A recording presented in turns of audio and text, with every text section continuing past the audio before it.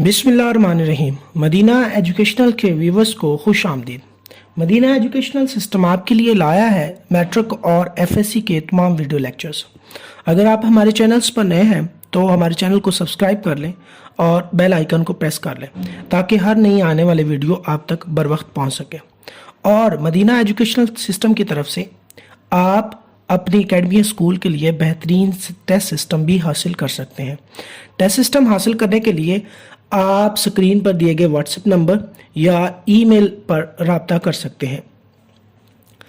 आज जो हम टॉपिक शुरू करने जा रहे हैं वो है FSc chemistry part 1 chapter number 1 है। इसमें हम एमडी कैट 2021 ई कैट और बोर्ड एग्जाम में आने वाले मोस्ट इम्पॉर्टेंट एमसीक्यूज को डिस्कस करेंगे। सबसे पहले केमिस्ट्री वेटेज जो है इस साल एमडी कैट के पेपर में जो है वो 26.5% है, यानी कि इस साल 56 एमसीक्यूज पेपर में आएंगे। और चैप्टर नंबर 1 से जो इम्पोर्टेंट टॉपिक्स हैं वो यहाँ लिस्टेड है। इन टॉपिक्स से ही एमसीक्यूज आएंगे। तो सबसे पहले इन टॉपिक्स को हम रिकॉल करते हैं, फिर हम एमसीक्यूज की तरफ बढ़ेंगे। तो सबसे पहला टॉपिक एटॉमिक मास है। एटॉमिक मास एक एटम के न्यूक्लियस में मौजूद प्रोटॉन और न्यूट्रॉन की तादाद का मजमुआ होता है, यानी कि एटॉमिक मास को ए से रिप्रेजेंट करते हैं और ये Z प्लस N के इक्वल होता है। Z यहाँ पर प्रोटॉन नंबर जबकि N यहाँ पर न्यूट्रॉन नंबर होता है। सेकेंड टॉपिक आपके पास इंपीरिकल फार्मूला और मॉलिक्यूलर फार्मूला है। किसी भी कंपाउंड को रिप्रेजेंट करने के लिए केमिकल फार्मूला इस्तेमाल किया जाता है। केमिकल फार्मूला दो टाइप का होता है, एक इंपीरिकल और दूसरा मॉलिक्यूलर फार्मूला। तो हम एग्जांपल से इसको समझने की कोशिश करते हैं। आपके पास एक कंपाउंड है बेंजीन जिसका मॉलिक्यूलर फार्मूला C6H6 है, यानी कि ये फार्मूला बेंजीन में मौजूद एलिमेंट्स के जो एटम्स हैं उनकी टोटल नंबर्स को बताता है। तो मॉलिक्यूलर फार्मूला ऐसा फार्मूला होता है जो किसी भी कंपाउंड में मौजूद एटम्स की रियल वैल्यू को बताता है।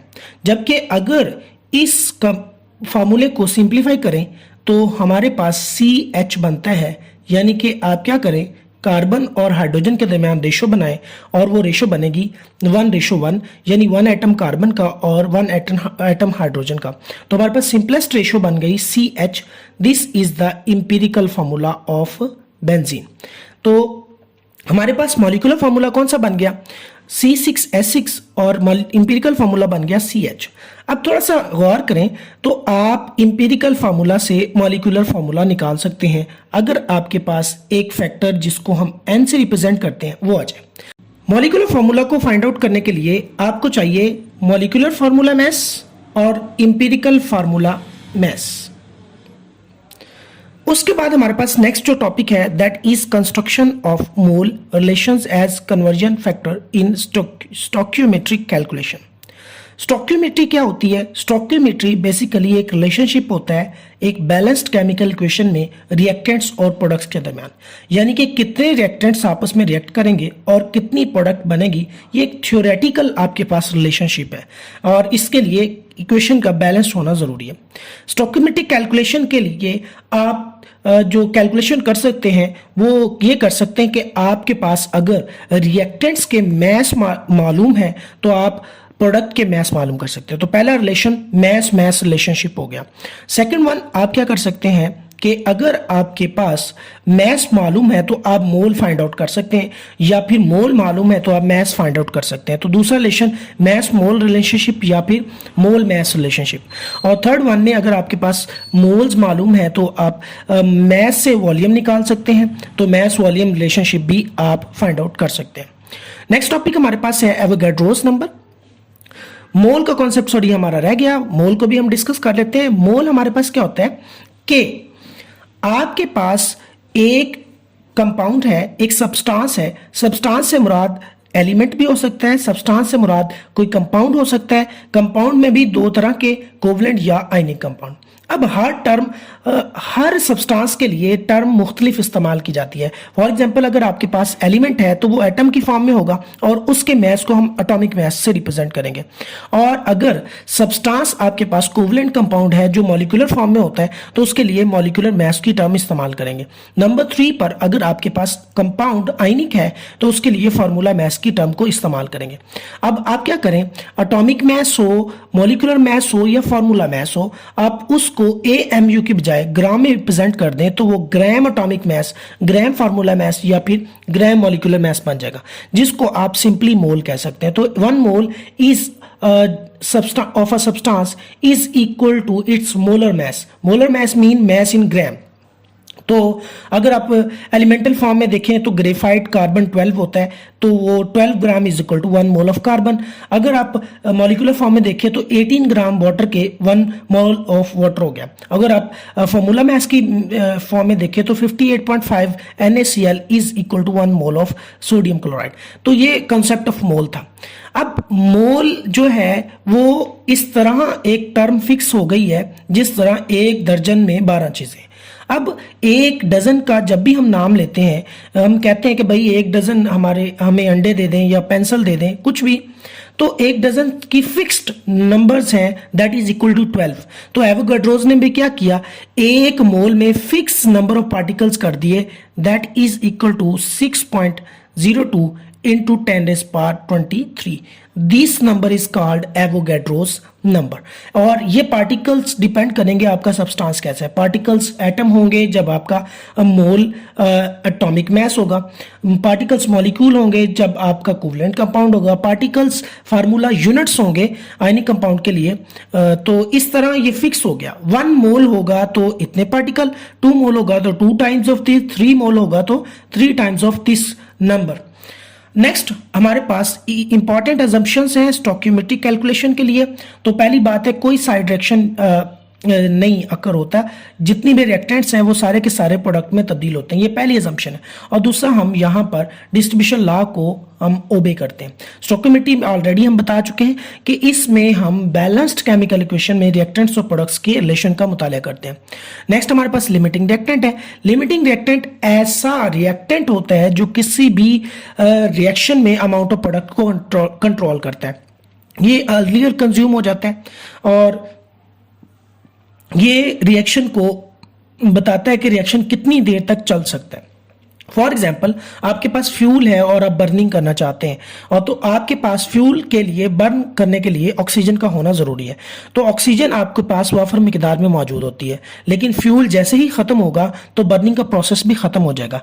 इसका मतलब फ्यूल एक रिएक्शन को कंट्रोल कर रहा है, तो वो लिमिटिंग रिएक्टेंट होगा। नेक्स्ट लास्ट टॉपिक जो है वो है परसेंटेज यील्ड। अब परसेंटेज यील्ड में क्या हो सकता है, परसेंटेज यील्ड से पहले यील्ड को समझें। यील्ड जो है ये किसी भी रिएक्शन की आउटपुट को हम कहते हैं। अब रिएक्शन में रिएक्टेंट्स मिलते हैं और प्रोडक्ट बनाते हैं तो हमारे पास एक यील्ड आ जाती है। यील्ड बेटा 2 तरह की होती है। अगर तो आप बैलेंस्ड केमिकल इक्वेशन से उसको निकालेंगे तो उसको हम थ्योरेटिकल यील्ड कहेंगे, और अगर आप रियल एक्सपेरिमेंट से निकालेंगे तो उसको हम एक्चुअल यील्ड कहेंगे। एक सवाल तो ये भी आता है कि एक्चुअल यील्ड ये हमेशा कम होती है, ये कम होती है, जबकि थ्योरेटिकल यील्ड हमेशा क्या होती है, ज्यादा होती है। इसकी वजह क्या है कि थ्योरेटिकल यील्ड में हम जस्ट बैलेंस केमिकल इक्वेशन को देखते हैं, हम एक्सपेरिमेंट कोई फैक्टर नहीं देखते, किसी किस्म के लॉसेस को हम इसमें नोट डाउन नहीं करते। जबकि एक्चुअल यील्ड जो है इसमें हम सारे के सारे फैक्टर्स को कंसिडर करते हैं कि प्रोसेस कैसे हुआ, कैसे हो रहा है, कौन कौन से प्रोसेसेस हमने लगाए, यहाँ के वर्कर्स की निग्लिजेंस है, जो हमने प्रोसेसेस लगाए वहां कुछ लॉस हुआ, सब कुछ। तो ये इस वजह से एक्चुअल यील्ड कम हो जाती है।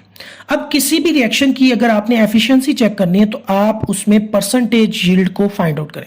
अब परसेंटेज यील्ड क्या है, परसेंटेज यील्ड होती है, आप देखें कि आपके पास कितना एक्चुअल यील्ड आ गया, उसके बाद आपने थ्योरेटिकल यील्ड क्या कैलकुलेट किया, और परसेंट के लिए आप इसको 100 से मल्टीप्लाई कर दें। तो परसेंटेज यील्ड, इसको एफिशिएंसी ऑफ रिएक्शन भी कहते हैं। तो ये थे वो टॉपिक्स जो इस साल स्मार्ट सिलेबस MD कैट में कंसीडर किए गए हैं, इनको मैंने कोशिश की है कि बहुत कम वक्त में रिकॉल कर दिया जाए। अब आते हैं हम एमसीक्यूज़ की तरफ, जो हमने आपके लिए सिलेक्ट किए हैं, जो आपको बोर्ड एग्ज़ाम में, आपको ई कैट के एग्ज़ाम में या फिर आपको एमडी कैट के एग्ज़ाम में इंशाल्लाह होपफुल के वो आपको हेल्प करेंगे। सबसे पहला एमसीक्यूज़ है विच विल वे मोर। तो इसमें सबसे पहले 6.02 × 10⁻23 एटम्स ऑफ ऑक्सीजन है, 18.1 × 10⁻23 मॉलिक्यूल्स ऑफ SO2 या फिर एटम्स ऑफ सल्फर है, या फिर अब देखें जितना वे ज़्यादा है उसमें देखें कि ये 1 मोल ऑफ सल्फर है, ये भी 1 मोल ऑफ ऑक्सीजन है, लेकिन यहाँ देखें सल्फर का जो हमारे पास मैस होता है वो 32 होता है, जबकि ऑक्सीजन का कितना होता है, हमारे पास ऑक्सीजन वो हमारे पास 16 होता है। तो इसमें ये एटम्स हैं और ये भी एटम है, लेकिन इस एक एटम का मैस ज़्यादा है, इसका कम है। यहाँ पर मॉलिक्यूल्स की बात हो रही है तो यहाँ मॉलिक्यूल्स में मैस कम है, और उसके बाद 4.2 ग्राम्स, तो ये तो वैसे ही कम है, तो हमारे पास सी ऑप्शन जो होगा वो इसका राइट आंसर होगा। नेक्स्ट हमारे पास the mass of 1 mole of an electron is, तो ये सीधा आंसर है 0.55 मिलीग्राम, ये इसका आंसर है 1 मोल इलेक्ट्रॉन का। तो नेक्स्ट हमारे पास the largest number of molecules is present, तो ये बड़ा आसान सा फार्मूला है कि आपने largest number of molecules molecules. मॉलिक्यूल्स निकालने का यानी पार्टिकल्स निकालने का जो तरीका होता है वो होता है कि आप क्या करें, मोल्स को मल्टीप्लाई कर दें एवोगैड्रोस नंबर के साथ। अब यहां देखें कि मोल्स जिसके ज्यादा होंगे उसके पार्टिकल ज्यादा होंगे। अब मोल्स के लिए आपके पास क्या होना चाहिए, मोल्स के लिए आपके पास होता है मैस ओवर मोलर मैस। तो अब देखें मोलर मैस जिसका जितना ज्यादा होगा मोल्स उतने ही कम होंगे। अब आप ये अंदाजा लगा लें कि किसका मोलर मैस ज्यादा है, इसका ज्यादा है, इसका भी ज्यादा है, इसका भी ज्यादा है, और इसका क्या है, सबसे कम है। इसका सबसे कम होगा, मोलर मैस कम है यानी कि मोल ज्यादा होंगे। मोल ज्यादा होंगे तो ऑटोमेटिकली पार्टिकल्स की तादाद क्या होगी, ज्यादा होगी। तो ए ऑप्शन आपका राइट आंसर है। Next the number of oxygen, the number of moles of CO2 which contains 8 ग्राम। तो यहां इकाई का कायदा लगा लें कि 32 अगर आपके पास हमारे पास ग्राम हो ऑक्सीजन के, तो वो 1 मोल है CO2 का, और अगर 1 ग्राम हो तो ये 1/32 हो जाएंगे CO2 के। हमारे पास कितना है 8 ग्राम, तो 8 को 1/32 से क्या कर दें, मल्टीप्लाई कर दें, तो ये 1/4 यानी कि 0.25 आपके पास आंसर आ जाएगा। Next a limiting reactant is one which is taken in lesser quantity in gram as compare to the other reactants, is taken in lesser quantity in volume as compared to the, give the maximum amount of the product and give the minimum amount of the product। तो इसका सी option ठीक है, limiting reactant maximum amount of product देता है। The building blocks of metal are called, तो देखिए हम मकान बनाते तो उसके लिए ब्रिक्स लगाते हैं, ये बिल्डिंग ब्लॉक हो गया एक मकान का BRICS.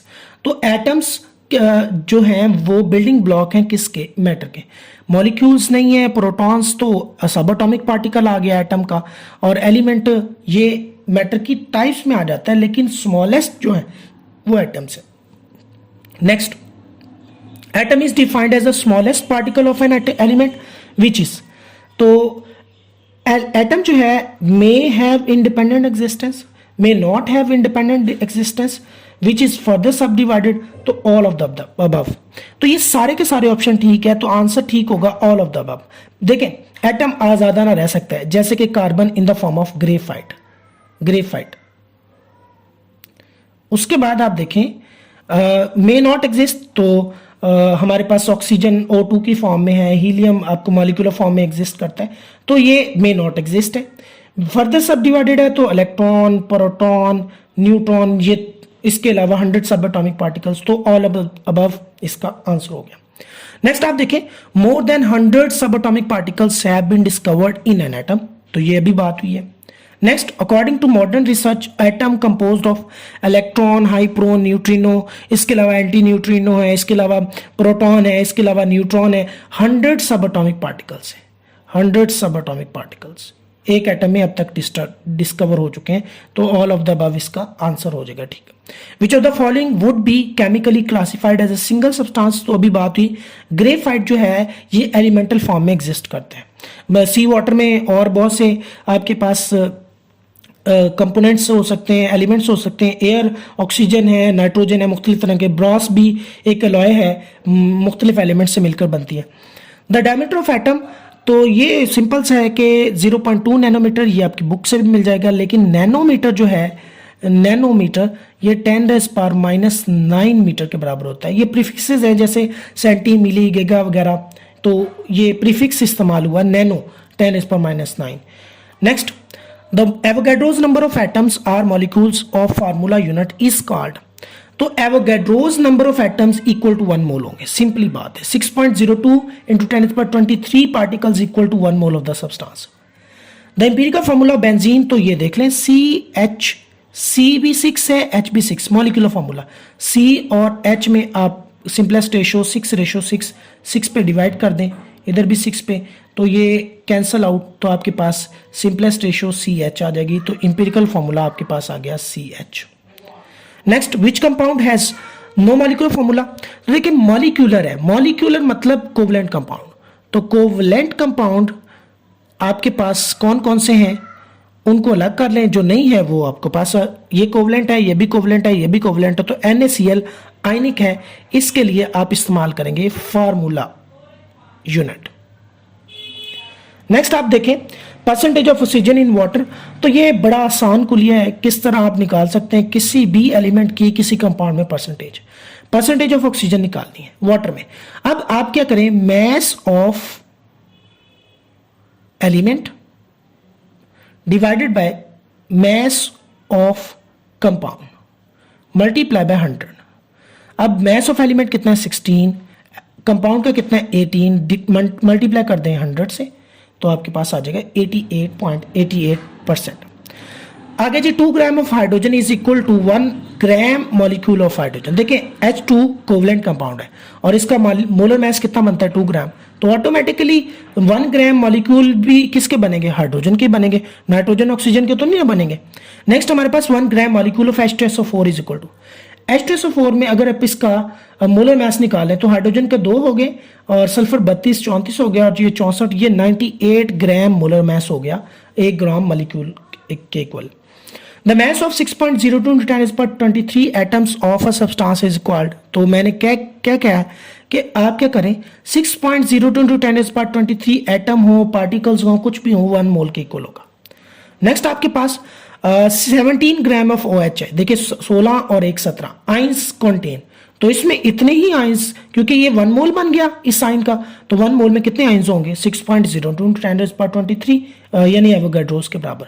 1 mole of H2SO4 contain, तो 1 मोल H2SO4 में हमारे पास हाइड्रोजन ये भी 2+ होता है और सल्फेट क्या होता है 2-, यानी नेगेटिव चार्जेस कितने हैं आपके पास 2 हैं, और ये 1 मोल में 1 हो गया, 2 मोल में कितने हो गए, तो ये इतने नेगेटिव चार्जेस हो जाएंगे। The reactant which is consumed earlier, तो जो कंज्यूम अर्लियर होगा वो लिमिटिंग रिएक्टेंट है। The amount of product obtained from balanced chemical equation, theoretical yield है जो बैलेंस्ड, और एक्सपेरिमेंटल या एक्चुअल कौन सी होती है जो हम एक्सपेरिमेंट से इस्तेमाल हासिल करते हैं। अ limiting reactant control the amount of product. The actual yield is less than the theoretical yield because of the side reaction हो सकता है, mechanical loss of product हो सकता है, reversible nature of reaction हो सकती है, all of the above। तो एक ये बात याद रखिएगा, ये शॉर्ट क्वेश्चन भी आ जाता है कि एक्चुअल yield जो होती है वो लेस क्यों होती है, तो इसमें एक तो साइड रिएक्शन हो सकता है, यानी कि प्रोडक्ट के साथ साथ कुछ और भी बन सकता है। इसके अलावा कुछ हमारे प्रोसेसेस है like filtration, like sublimation, crystallisation, वहाँ पे कुछ ना कुछ प्रोडक्ट का लॉस हो सकता है। इन निग्लिजेंसी ऑफ द वर्कर भी हो सकती है, आपके पास ट्रेंड नहीं है वो वर्कर जो प्रोसेस कर रहे हैं। उसके बाद रिएक्शन बाजू का रिवर्सिबल नेचर के होते हैं कि कुछ देर फॉरवर्ड चले और उसके बाद कुछ देर के बाद वो रिवर्स होना शुरू हो जाते हैं, जिसकी वजह से भी प्रोडक्ट का लॉस हो सकता है। तो ये सारे के सारे फैक्टर्स हैं जो एक्चुअल यील्ड को कम कर देते हैं। नेक्स्ट क्वेश्चन है परसेंटेज यील्ड ऑफ इंडिकेट, तो परसेंटेज मैंने पहले बता दिया टॉपिक के स्टार्ट में, तो की एफिशिएंसी ऑफ रिएक्शन को करते हैं और इसको हम फाइंड आउट कैसे करते हैं, percentage equal to actual yield over theoretical yield multiply by आप क्या करेंगे 100। तो ये हमारे पास ऑप्शन ए जो है राइट आंसर है। नेक्स्ट है जी CH4 contain hydrogen by mass. तो देखिए सिंपल सा बात है, कार्बन का 12 है जबकि मैस जो है इसका 4 है। आप सिंपलेस्ट रेशो निकाल लें, 4 1 रेशो के आगे 3, तो टोटल 100 का 75% कार्बन ले जाएगा और 25% जो है वो क्या करेगा, हाइड्रोजन ले जाएगा। तो 25% आंसर आ गया। नेक्स्ट हमारे पास 1 gram of matter on complete conversion give. तो ये एक थ्योरेटिकल क्वेश्चन है, 9.9 × 10⁻13 जाउल आपके पास एनर्जी आ सकती है। मॉलिक्यूलर मास ऑफ KMnO4, तो ये आप कैलकुलेट कर सकते हैं ऑक्सीजन, पोटाशियम का और मैंगनीज का, तो ये टोटल मिला के 158 ग्राम पर मोल आपके पास बनता है। Next the molar mass of CaF2, तो कैल्शियम 40 होता है, फ्लोरीन का 19 तो बार 38 और 40 कितना हो गया, 78 हो गया हमारे पास, 78 मोल पर मोल तो हमारे पास मोलर मास हो गया। उसके बाद percentage of nitrogen in ammonia, तो ये नाइट्रोजन का मास 14, अमोनिया का 17 मल्टीप्लाई बाय 100 इक्वल टू 82.35%। तो ये आज का हमारा टॉपिक था। होप्स हो कि आपको हमारा लेक्चर पसंद आया होगा। अगर आपका कोई क्वेश्चन है तो आप कमेंट बॉक्स में ज़रूर पूछें, और अगर आपकी कोई कीमती राय है तो तब भी कमेंट बॉक्स में हमें ज़रूर बताएं। अपना बहुत ज़्यादा ख्याल रखें, दुआ में याद रखिएगा। अल्लाह हाफिज़।